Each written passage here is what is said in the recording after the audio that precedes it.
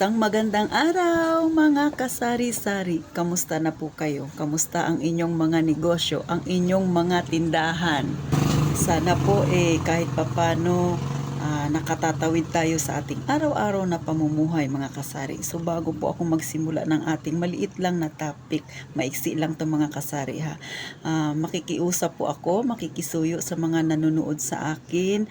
Palike na lang po tsaka subscribe po ng aking maliit na channel. Tulong nyo na lang ito sa akin mga kasari para makatulong din ako sa mga ibang nagnanais din na magkaroon ng tindahan, magkaroon sila ng idea sa mga nahihirapan kung paano ba patakbuhin ang kanilang maliit na negosyo. Syempre, yung iba ay wala pang background, yung iba ay ngayon pa lang talaga nag-umpisa ng kanilang negosyo at wala talaga silang alam kung ano ba yung gagawin sa kanilang tindahan. At least sa ganitong pamamaraan, ganito kaliit na nalalaman kong paraan, makatulong po ako sa kanila. At saka syempre sa mga nag-iisip dyan na magkaroon din ng negosyo, baka isa ito sa mga pinagpipilian nila, di ba, magkaroon ng sari-sari store, magkaroon kaagad sila ng kaalaman, makapag-decide sila kung anong negosyo talaga ang gusto nila.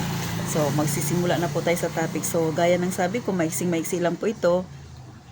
Sa mga may kagaya kong mga may tindahan, hindi ko alam kung ganun din sila. Pero ako po ay mahilig mag-DIY o kaya mag-isip ng mga kung ano-ano na gagawin ko sa aking tindahan.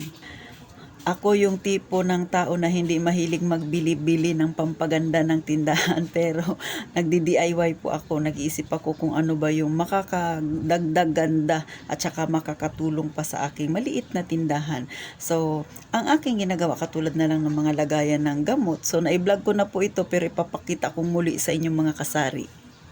So, kagaya nito mga kasari, karton lang ito, ginawa-gawa ko lang yan na. So, na-vlog ko na ito siya nung una, pero ngayon papakita ko lang sa inyo kasi may panibago na naman akong ginawa.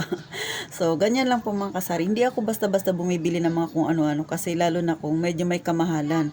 Kasi iniisip ko, kaya ko namang gumawa ng mga ganito. Ito ay karton, galing din ito sa mga pinamili ko. Ay, di ba minsan may mga libreng karton yan. So, ganun po mga kasari, nagugupit-gupit lang ako. Kasi nga para sa akin mas mainam po yung ganon, lalo na kung katulad ng ganito walang bumibili kaya nakakapag-vlog ako. Pagkatapos ko po na mag-record, yun ang ginagawa ko nagbubuting-ting ako ng mga kung ano-anong maisip ko mga kasari. Kasi gusto ko nga ay organize ang aking tindahan. So ganon po, mga simpleng bagay lang na makakatulong ng malaki para maiayos at saka magandang tingnan yung ating mga paninda. Mai-display, hindi siya hiwa-hiwalay. So ganon po mga kasari. Na meron din akong ginawa dito sa aking ref, ipapakita ko sa inyo. Ito ay karton tapos yung lapad ng ref ay sinukat ko, tapos nilagyan ko ng butas-butas kasi nga dati karton lang. Nung dati talaga ay wala siyang karton. So pag nilalagay ko yung mga juice na maliliit, mga Gatorade na yan, so nagtutumba-tumba pag kukuha ako ng isa. Kunwari may nabili, pagka kuha ko ng isa at medyo hindi ko natansya, nagagalaw ko yung isa pa na katabi niya, so tumbahan sila lahat. So mahirap pagka gano'n, nagmamadali ka, syempre iniiwasan natin na matagal na nakabukas yung ref kasi nga lalabas lahat ng lamig. So ako si tipid ako, ayaw ko nang nagbabayad ako ng malaki masyado sa kuryente. So gumawa ako ng paraan, nag-isip ako. Hindi ko alam kung ito ay gawain din ng mga may tindahan dyan na gaya ko. Ipapakita ko sa inyo kung anong itsura mga kasari. So ito po siya. Ito na yung karton na binutas-butasan ko mga kasari. So yung size niyan, sinukat ko lang doon sa lapad ng ref ko. Tapos binutas-butasan ko na. So i-check natin kung magiging maganda ba ang itsura niya mga kasari. So ito ang itsura ng ref ko mga kasari. Ayan. Ayan yung sa may pintuan. Then ayan naman yung sa may lagayan ng ice water na pinapalamig ko para pagka may bumili ng ice, ipalit na lang kaagad. So, yan ang loob ng aking ref mga kasari.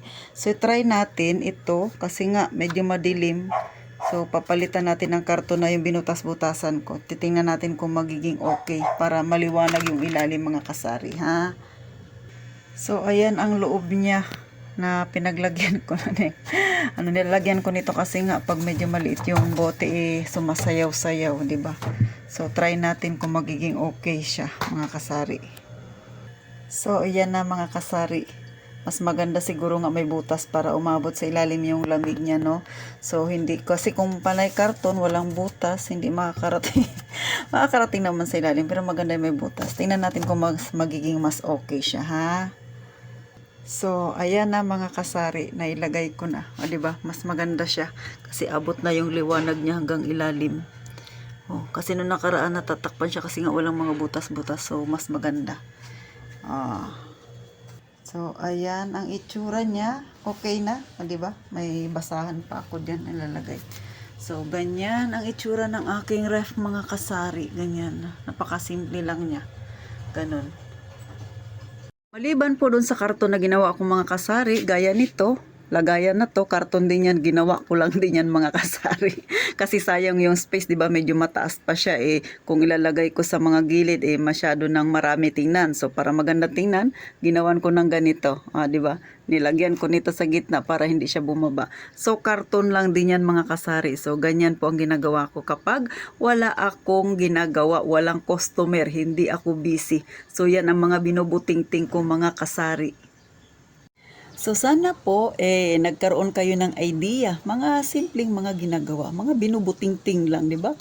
Kung kayo ay may natanggap na regalo, may mga gift wrap na na itatapon niyo na, 'di ba? Pwede niyo pong gamitin, ibabalot niya lang doon sa mga karton na gusto ninyong balutan para maging maganda siya tingnan mga kasari. Ako kasi ganun pagka malapad yung gift wrap, tapos syempre 'di ba, may magreregalo sa birthday, mga kung ano-ano, mga holiday na yan. Ako mahilig akong magtago. Pino-fold ko lang siya ng maganda. Then kapag may naisip akong gagawin, yun ang pinapambalot ko para maganda siyang tingnan kaysa sa bibili pa ako. At least 'di ba, nakatipid ako. At saka syempre para maiwasan din na yung nagbabantay ka sa tindahan tapos wala kang ginagawa. May time talaga na ganun mga kasari. Lalo na dito sa amin, hindi naman ako harap ng school. Ito ay barangay. Pagdadaan lang, syempre mga tao dito busy sa umaga at saka sa hapon lang kasi napasok sila. So mga ganitong oras, simula alas 12, alauna hanggang alas 3, minsan wala talagang katao-tao. Kung meron man, pa isa-isa lang. So kesa naman nakaupo lang ako sa tindahan, di magawa na ako ng paraan para ako'y hindi mainip. So sana makatulong ako sa inyo para hindi rin kayo mainip kung kayo ay kagaya sa akin na wala kang masyadong ginagawa pagka ganitong oras. So thank you po sa mga nagsubaybay. At saka sa mga hindi pa po nakasubscribe, please naman po pa-subscribe na lang mga kasari para syempre makatulong ako sa mga kagaya nating may mga maliit na negosyo. So mag-iingat po kayong palagi mga kasari.